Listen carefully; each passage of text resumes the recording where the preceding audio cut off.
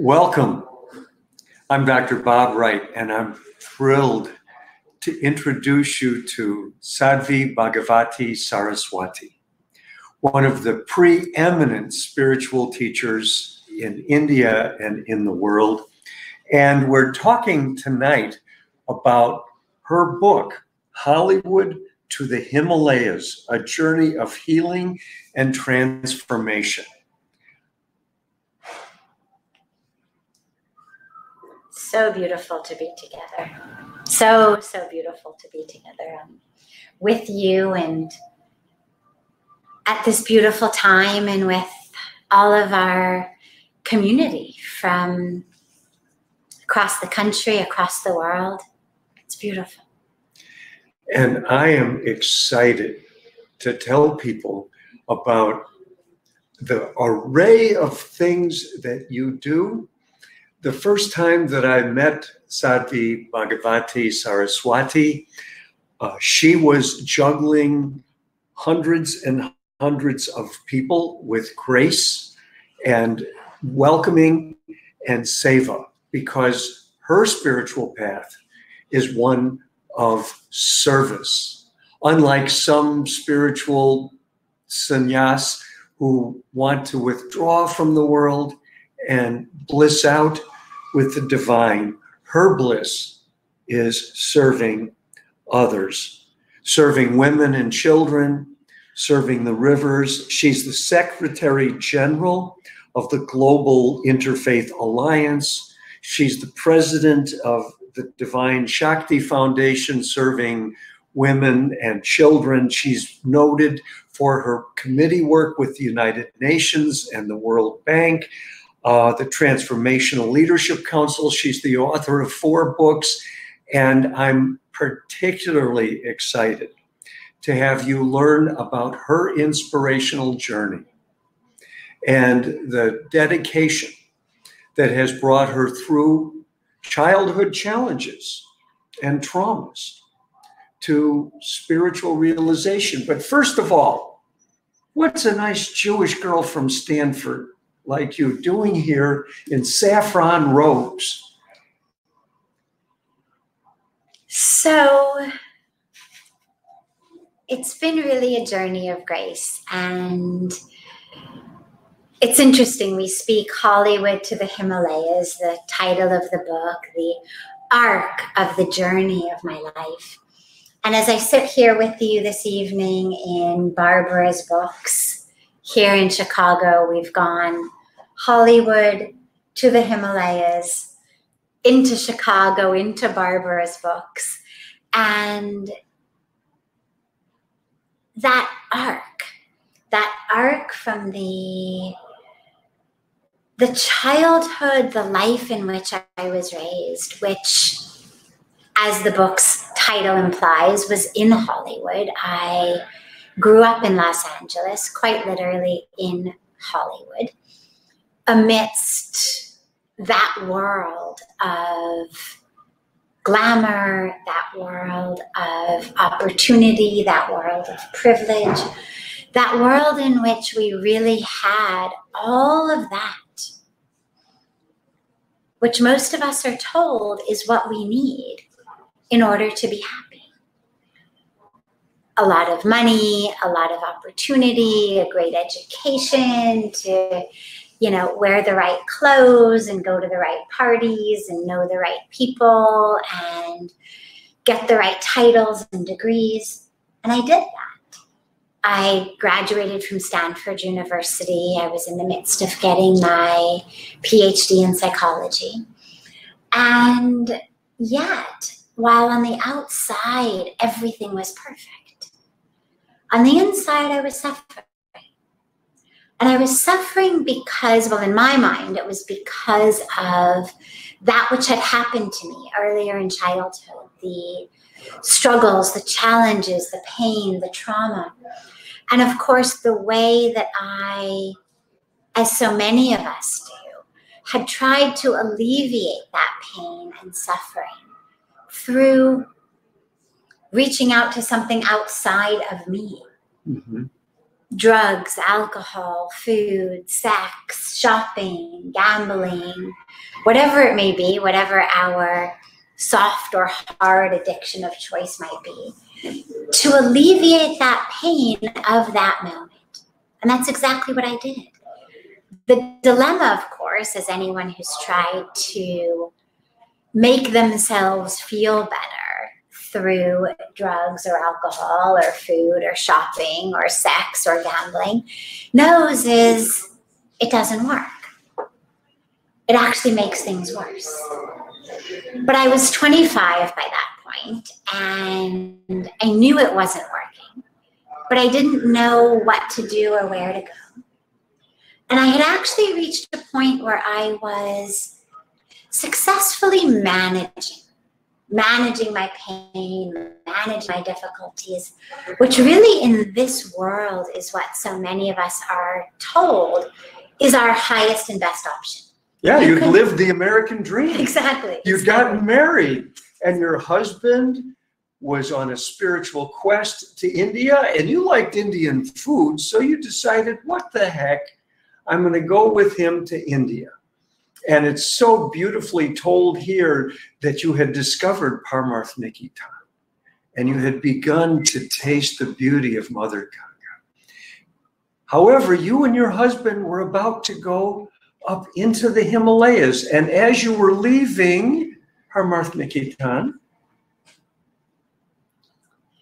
So yes, it's a beautiful story that he's lovingly brought us into.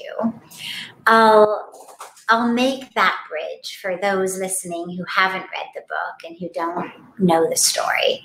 So at 25, in that state of managing the pain I was in, managing the suffering, not knowing that there even was a possibility of anything higher or better, real joy, peace, freedom, awakening, nothing I knew.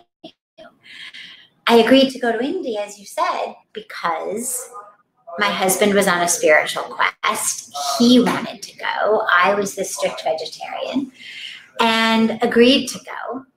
And we get to India and open up a 500-page guidebook sitting in a coffee shop in Delhi.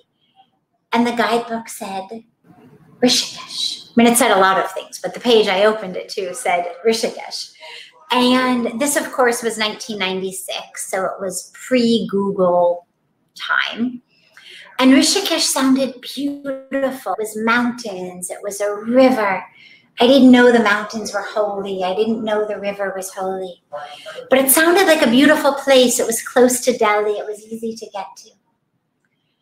And we arrived there. And I went down to the banks of the sacred Ganga, the Ganges, as we say in this country, not even knowing that the river was sacred, that the river was worshipped as the mother goddess. And standing there on the banks of the river where I had gone just to freshen up, I wanted to just put my feet in the river and cool down a bit.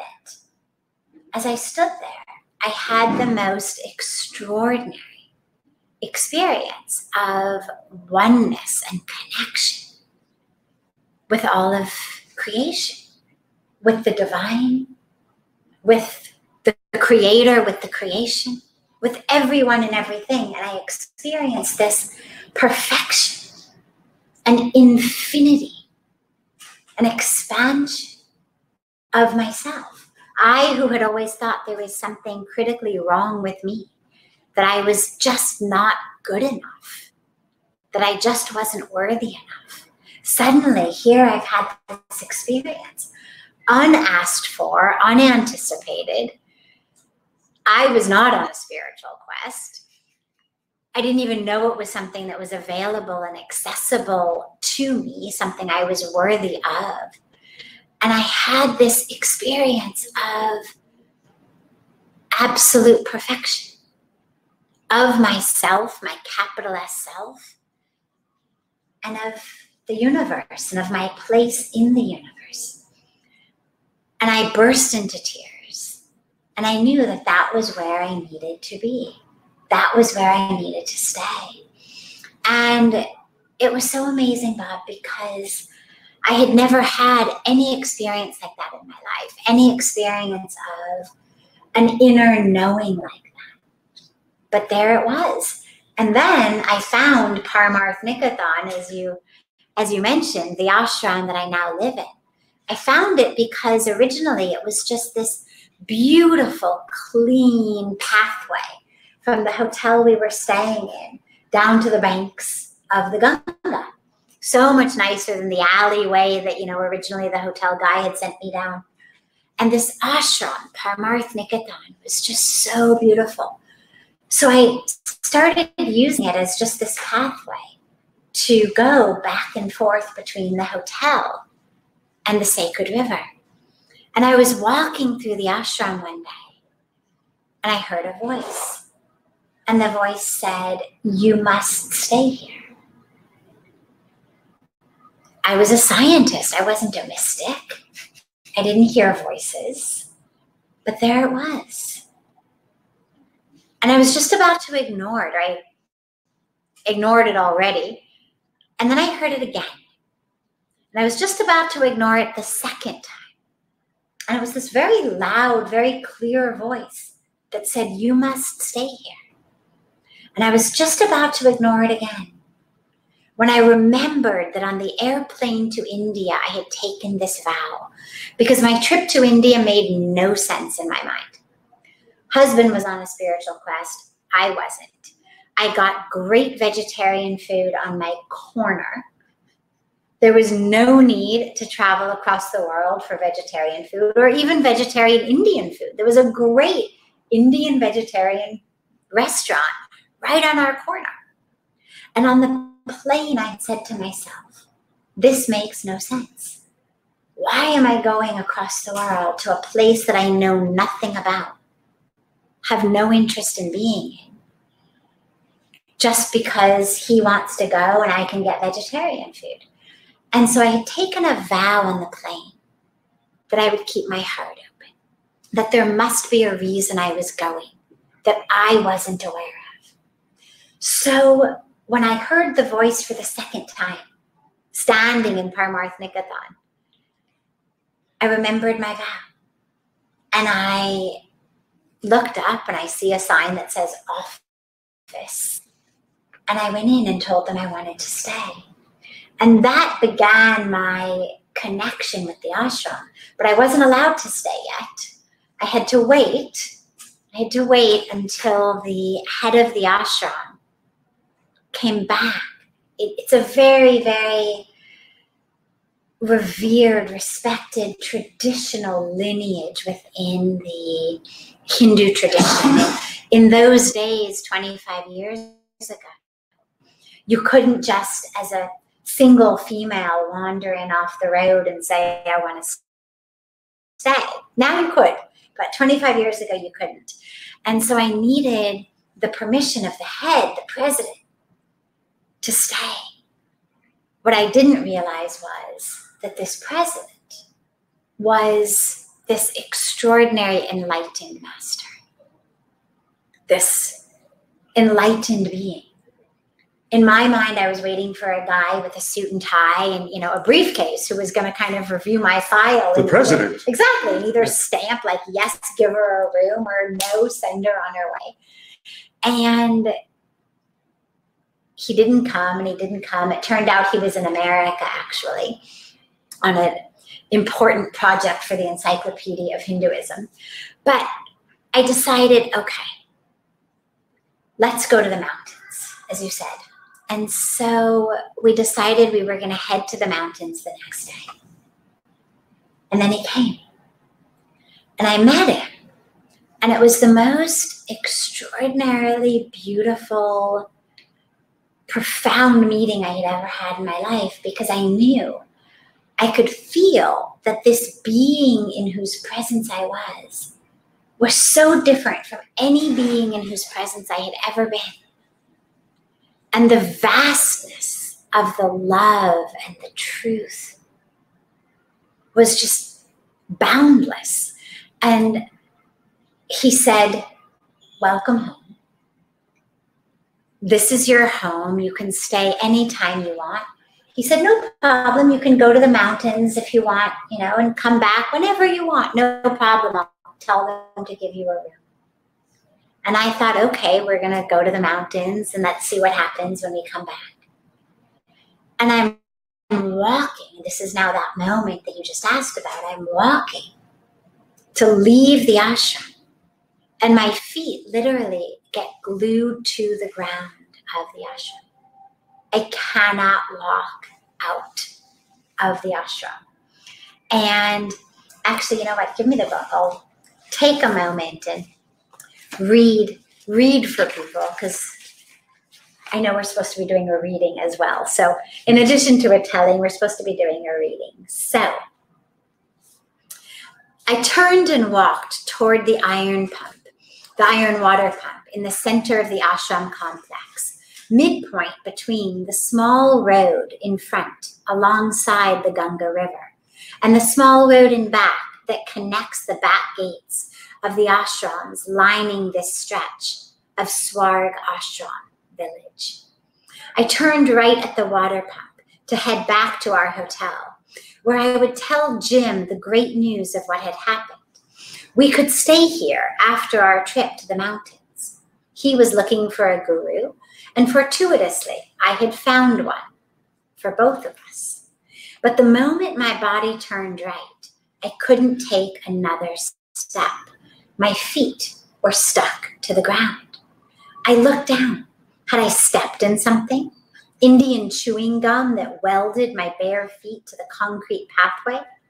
There didn't appear to be anything on the ground. Invisible crazy glue then? What was it?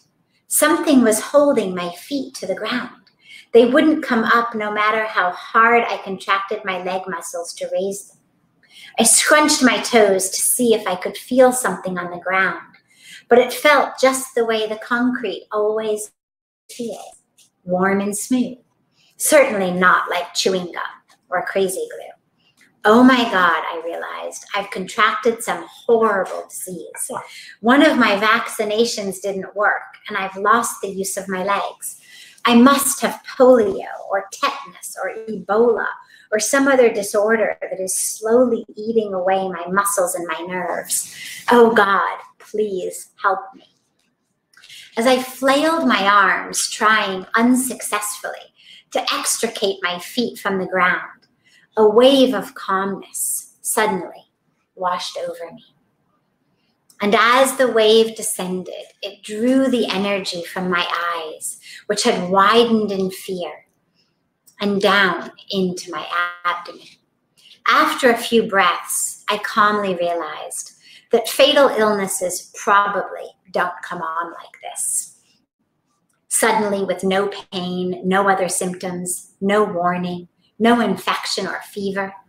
Still not convinced, but calmer, I tried to think of other explanations. Maybe my legs had gone to sleep. We'd sat on the floor in Pujya Swamiji's room. Pujya Swamiji is the name of my guru, of the president. His Holiness. Yes, exactly. For a while, and I wasn't used to sitting on the ground. Maybe it was a delayed reaction, and my legs had fallen asleep. I put a hand on each calf, but they weren't numb or tingling.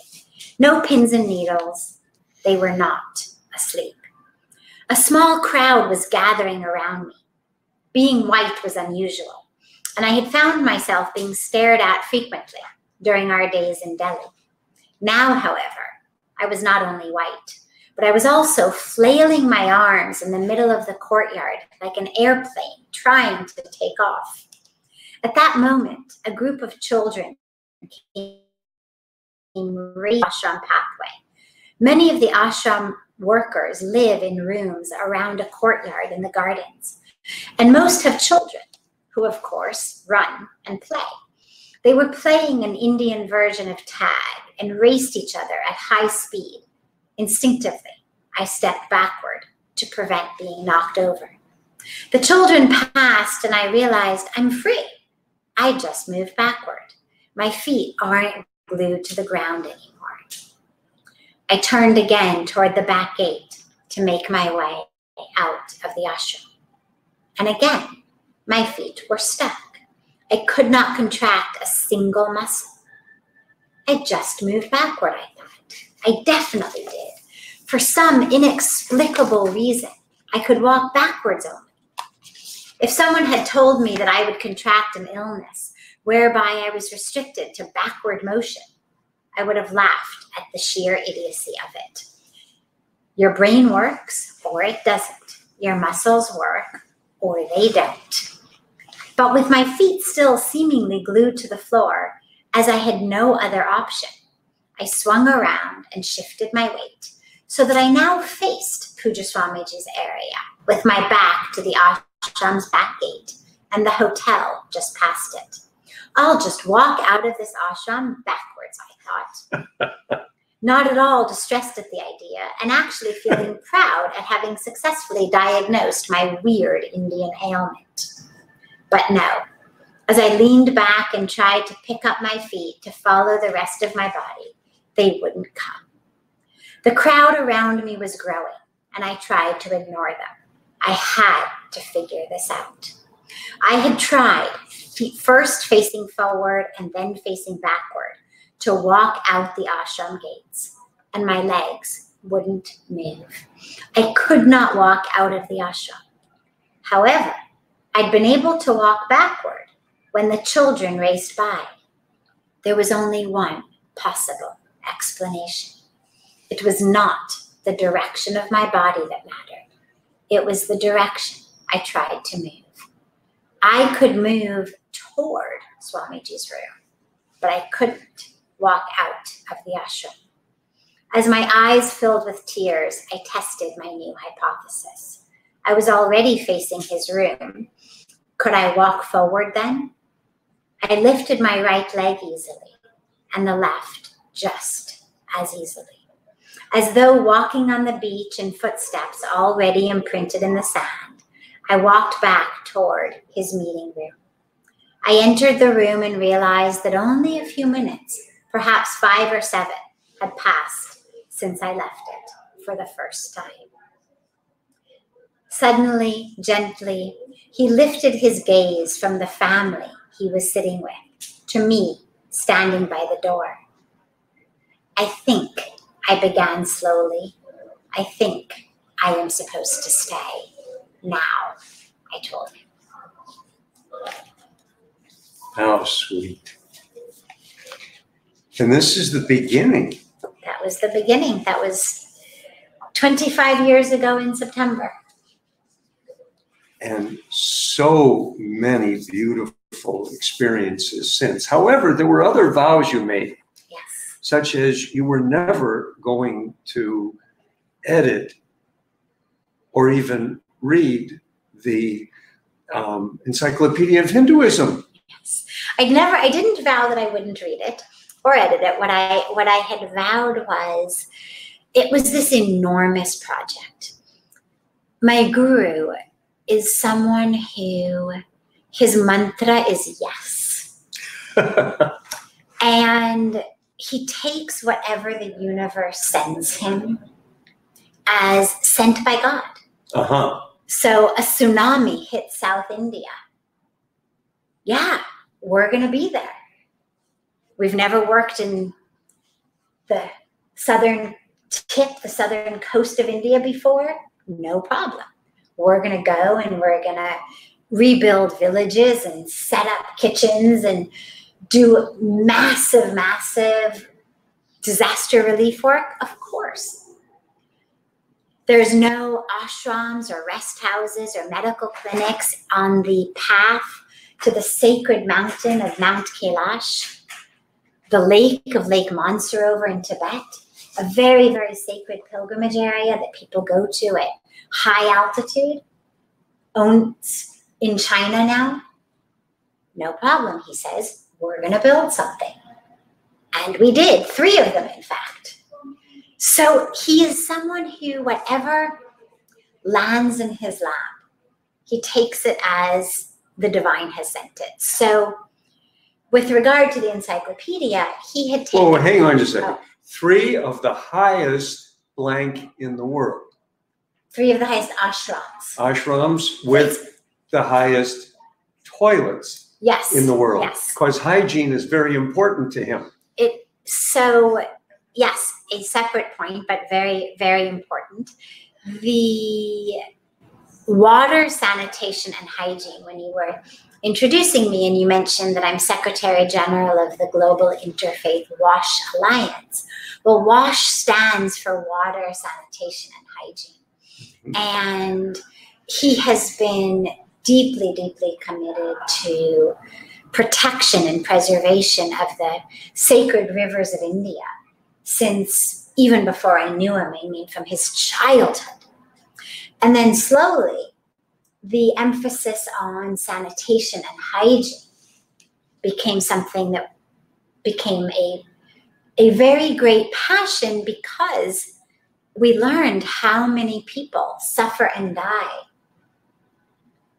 every year due to lack of sanitation, lack of hygiene. Do you know that more people suffer and die every year due to lack of clean water, which in many cases is due to open defecation, lack of sanitation, lack of hygiene, and what's happening in our water? More people die of that than all forms of violence combined. And that's really the core of a lot of the work that we're doing with the United Nations, with so many other major organizations. So in any case, yes, we built not just 3 of the highest ashrams, but actually the highest permanent structure in the world. The ashram at Dirapur, which is on the mountain of Mount Kailash at 17,000 feet, is the highest permanent structure, or at least it was when we built it 15 years ago, 15 years ago, in the world. The Mount Everest base camp is only a seasonal structure, but this ashram is there 12 months a year. So, circling back to the encyclopedia, which you mentioned, he, a renunciant, a monk, recognized the need for an encyclopedia of Hinduism for the Indians who were living abroad. There's such a huge diaspora all over the world. And the lack of an authentic, remember, there was no Google, there was no Wikipedia at that time, or Hindupedia at that time, or Yogapedia at that time. And the amount of misinformation about the Hindu tradition was something that was causing great distress for so many of the children of those who had come in from India. So let's say that you studied in India, you grew up in India, you moved to America. Your children then are growing up in America, studying in America, and the lack of information about the tradition was so much that he felt like we really need an encyclopedia. So he said, we will do it. And it became this mammoth project, which by God's grace, we finally finished in 2012.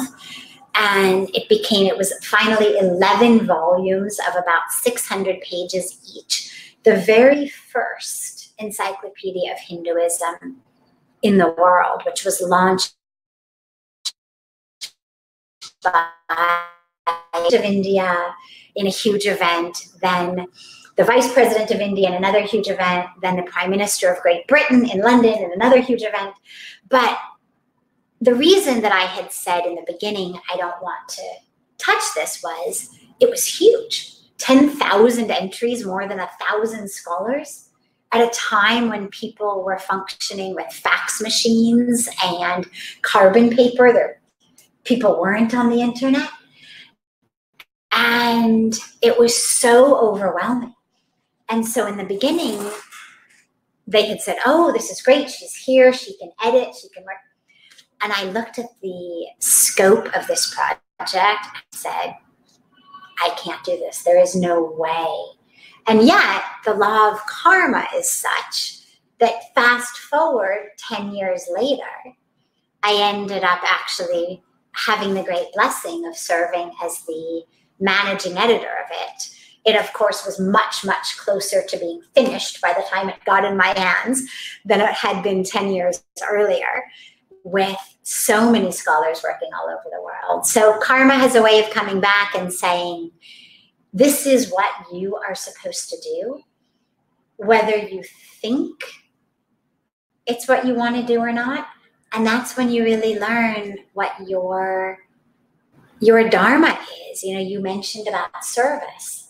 And for me, one of the greatest teachings has been how to be an instrument, a tool, a vehicle, a vessel of service. And by the way, this, of course, is not only a Hindu teaching. For me, one of my greatest inspirations is the prayer of St. Francis of Assisi. It says, "O Lord, make me an instrument of thy mercy, an instrument of thy grace." An instrument. So that's been a beautiful teaching, to serve not what you want to do, but to serve what is needed in the moment. Now, this is quite a bit of spiritual development. What have been the biggest challenges on your journey? I think the biggest challenges for me have been, number one, the education and the culture that I came from. Because, of course, I was very well educated, overeducated in some ways. And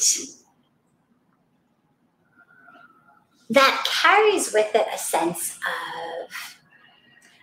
arrogance, a sense of, I know who I am.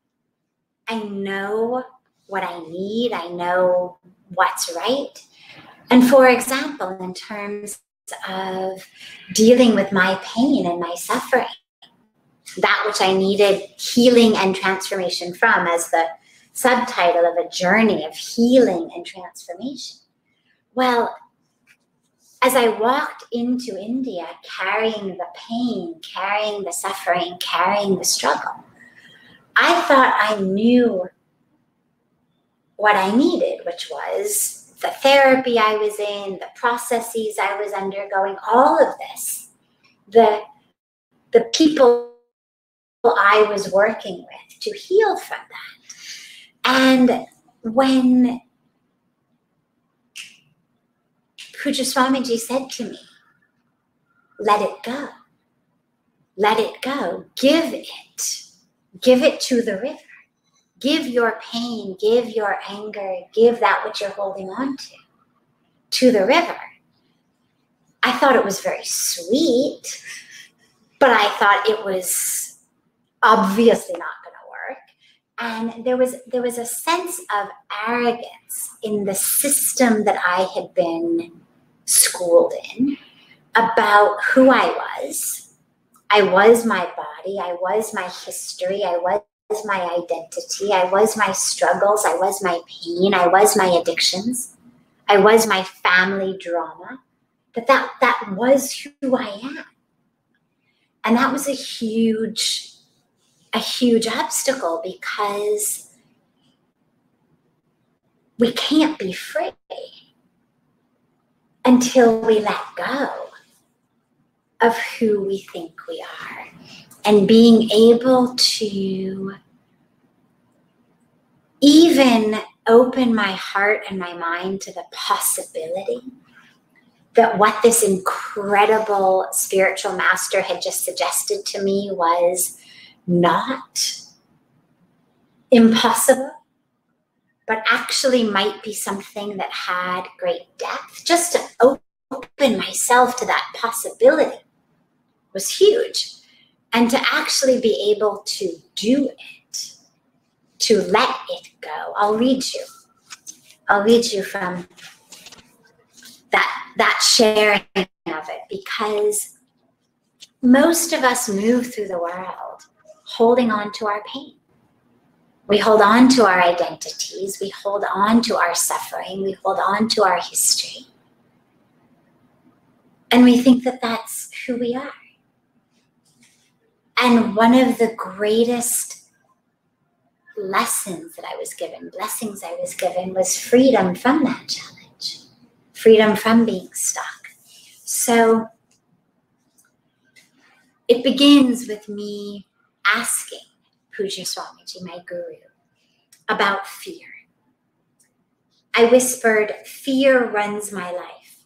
I have a sense of anxiety all the time, even when I don't know what I am afraid of. You fear because you don't trust, he said after a brief pause. I thought he would continue, but he didn't. Just that, lack of trust. Really horrible things have happened to me that made me unable to trust. And I told him the full story of my 25 years, my struggles, my difficulties, the trauma. It was a story I had told many times, and it never failed to elicit sympathy, open arms, and praise for how strong I am. He just looked at me and asked, are you going to take this to the grave with you? Oh no, I thought, of course not. Are you going to let it go on your deathbed just before you die? No, of course, I replied. I don't want to take this unbearable pain to my deathbed, which was surely 6 or 7 decades away at least. Will you let it go a week before you die? A month before you die? He continued to ask, never shifting his gaze from its lock on my heart. Swamiji, I don't want to take this to my grave or my deathbed. I don't want to hold on to it until a week or a month before I die. I want to be free of it as soon as possible. I'm in therapy with a wonderful psychologist. I'm processing it all so I can heal and move on with my life. He continued to look at me calmly, with neither sympathy nor judgment. His presence stretched so wide, I was able to hold the love that poured from his eyes, the pain I'd experienced, and even the perpetrator in his gaze. There was room for everything. Then he said, you are waiting for someone to come and draw the line for you. You are waiting for someone to come and say, now you are done. But no one will do that. You must draw the line yourself. The choice is yours. You can carry the pain to the grave. You can give it up on your deathbed. You can give it up a week or a month before you die, or you can give it up tonight. Tonight? Seriously? I didn't speak, but he must have heard my thoughts.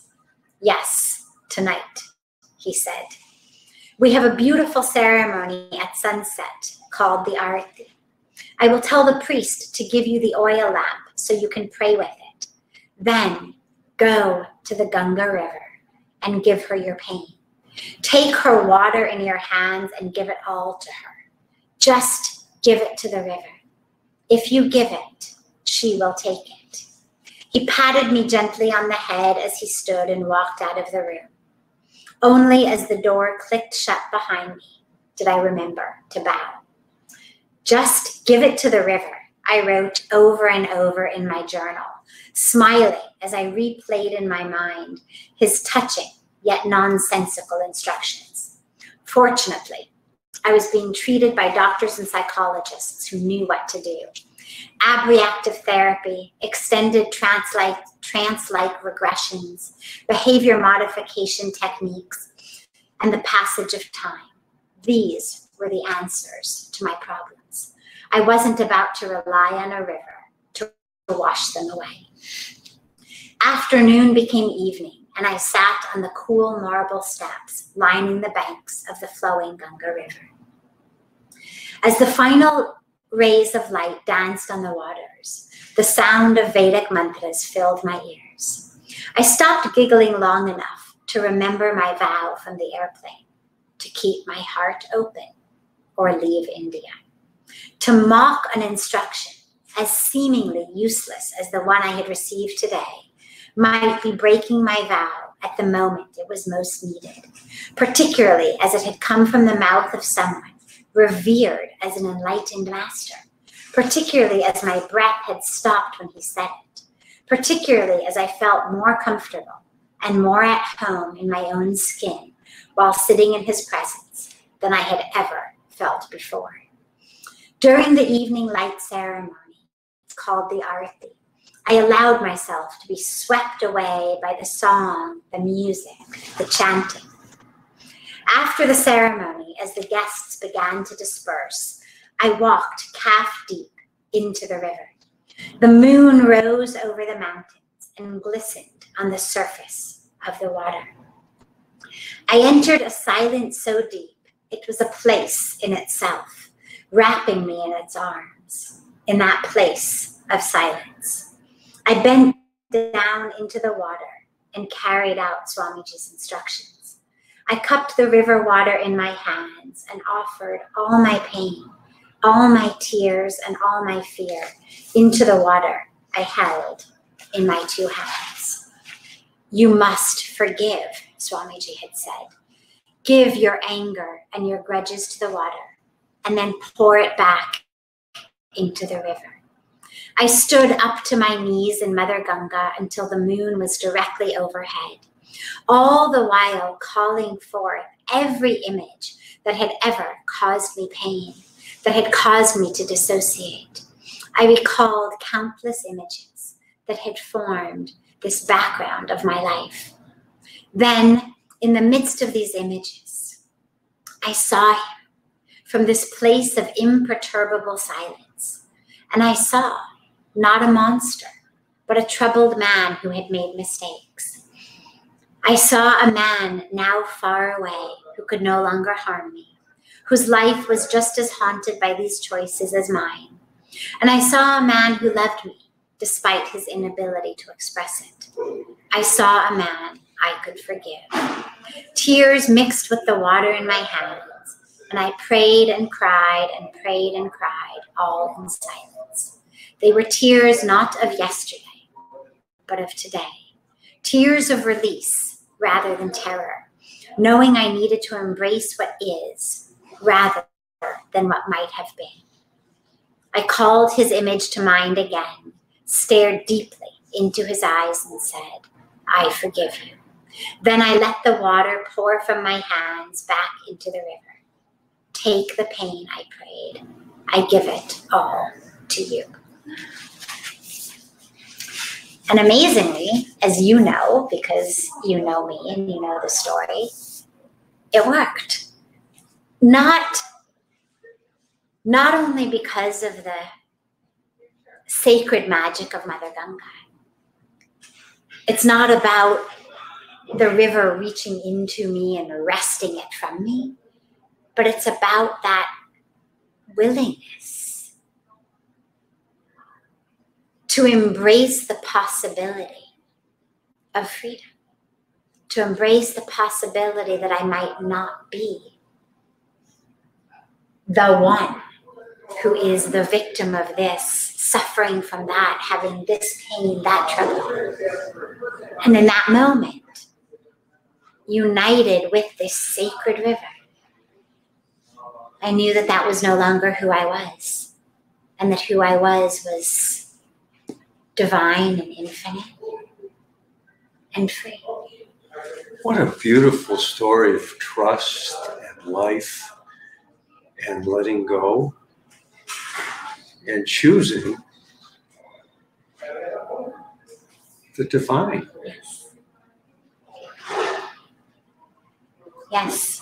And this is, it's something for all of us, because we hold on to our pain and our grudges because we think somehow that if we forgive, that it absolves those who have hurt us of what they've done.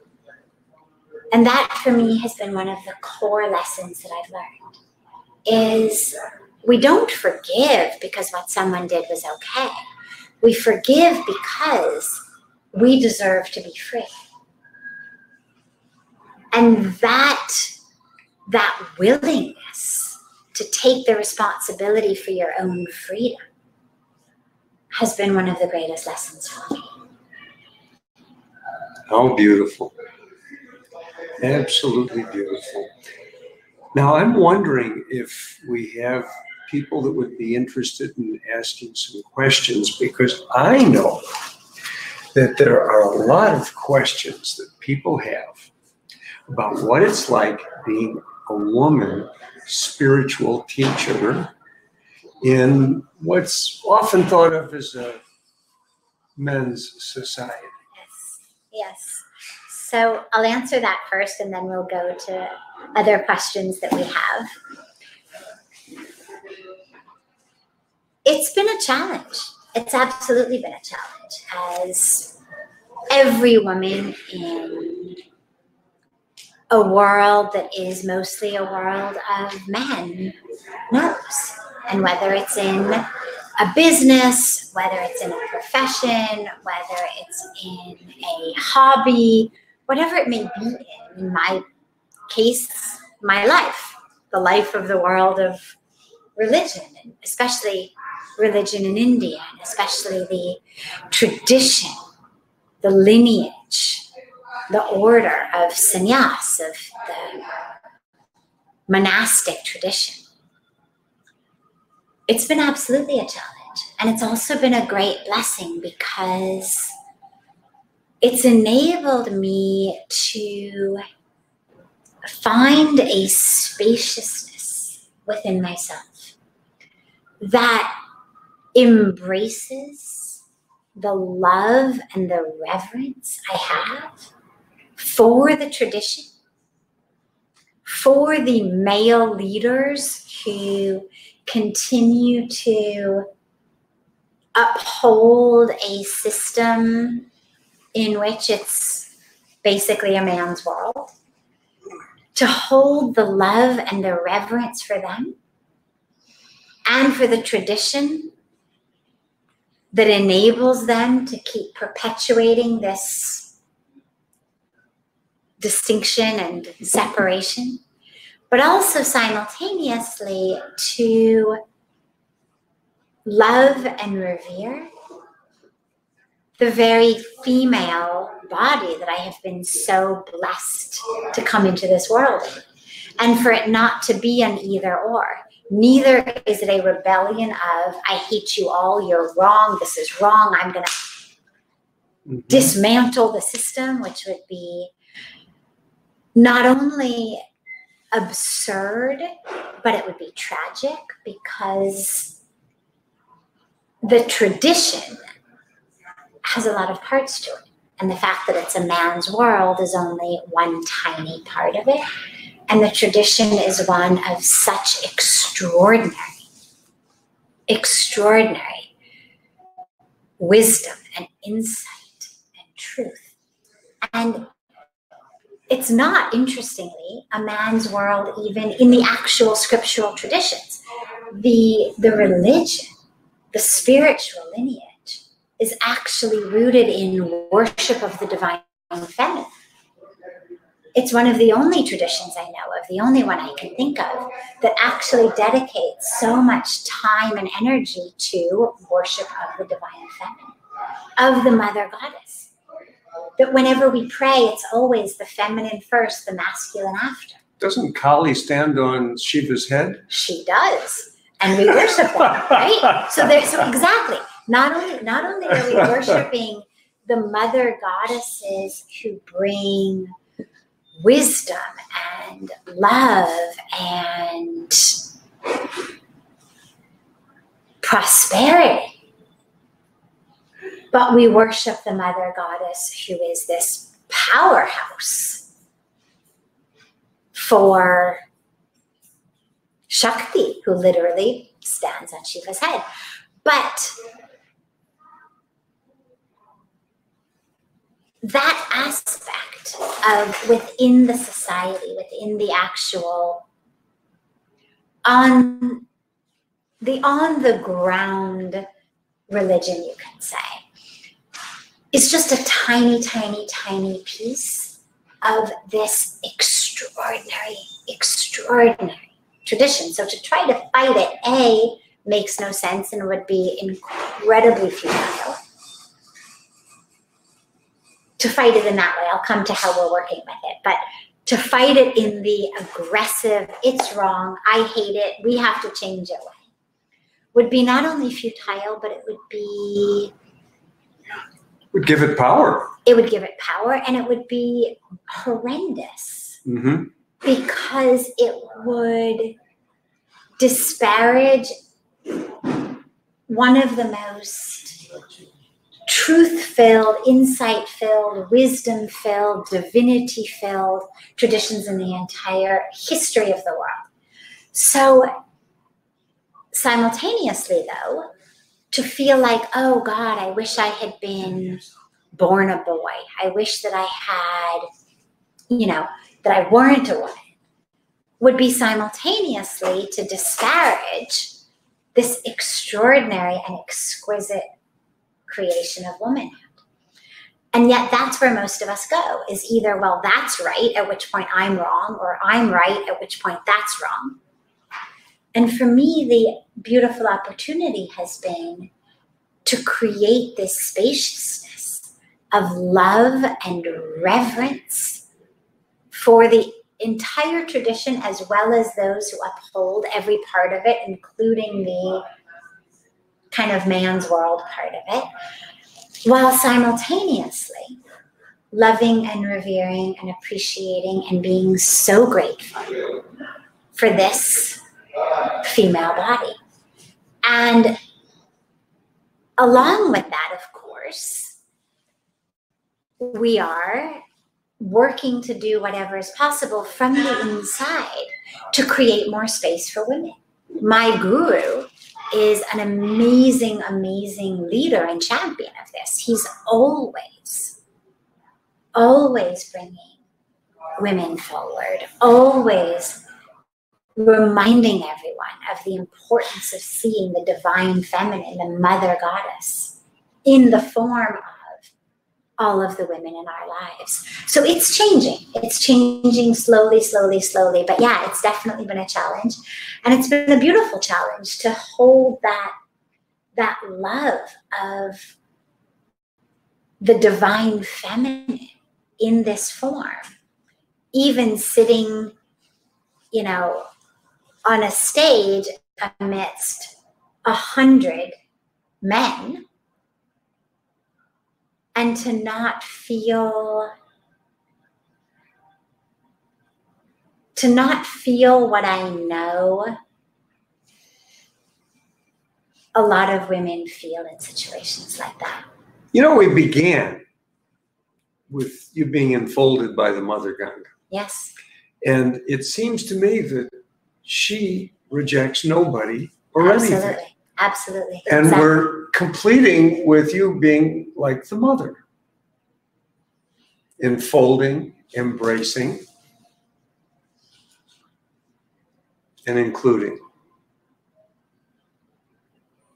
It's been a beautiful, beautiful, beautiful, just exquisite journey and blessing. And I've been so grateful to be able to share it with people through the book, to share all of the depths and the parts and the nuances of it through the book. The part that's the adventure, my particular adventure, the exuberance, the laughter, the tears, the struggles, the ecstasy, the expansion. And also the part of my journey, which is everyone's journey. That shift in mindset, that shift in thought patterns from what you could think of as a Hollywood way of thinking. You are your body, you are your bank account, you are your title, you are your career, you are your history, to the Himalayan way of thinking, which is you are infinite, you are the divine, you are soul, you are spirit, you are love, you are truth, you are consciousness. So I think we have the vivacity of a young woman who loves Indian food and is on a spiritual journey with her husband, recovering from untold traumas, who has grown into a significant spiritual teacher who's going to answer a question. We have a question now. Could you ask it for us? Yeah, one question just came in. Sadhvi, what have you learned from writing this book? What have I learned from writing the book? Yeah, that's your question. Okay. So I've learned to see my own life as an arc. As you live your own life, or as I've lived my own life, I never necessarily realized the way that all the pieces fit together. I never necessarily realized how important, for example, the trauma that I experienced was. I never realized how important the fact that I struggled had been. I remember when I first came to India thinking, oh God, I wish I had just been born here. It would have made things so much easier. I would have, known the culture, understood everything. I wouldn't have had to go through all of this. And then I realized as the years went by, and particularly as I sat to write the book and it all flowed, oh yeah, of course I had to go through this in order to be able to convey these teachings in a way that people in the Western world can identify with. Because mostly the biographies and autobiographies that we get coming out of the East are stories of, men who basically came out of the womb enlightened. And they're beautiful and they're inspiring, they're amazing to read. But when we read them, a lot of people feel like, well, that's great and inspiring and amazing. And maybe next life I could have that happen, but certainly not. But there's a little humanity missing. What I went through actually serves a purpose in the ability to share with people that shift, that possibility that whatever you've struggled with, whatever you've experienced, that grace is there for you. Freedom is there for you. Joy, peace, it's all there for you. And to write the book in a way where I give the lessons that I learned through the story so that people get the story, but they also get the lesson. Oh, beautiful. And that was a very great teaching experience to have to do it in that way, that it's a story, but a story that when people read it, they feel like, yes, that could be my story. Hollywood to the Himalayas, a journey of healing and transformation. And thank you so much to Barbara's for having us here. And thank you so much for the beautiful dedication of your being. And thank you so much, Bob. It's been beautiful to be with you. And again, just to reiterate, thank you again so much to Barbara's for hosting this beautiful, beautiful event and bringing us together this evening. Amen.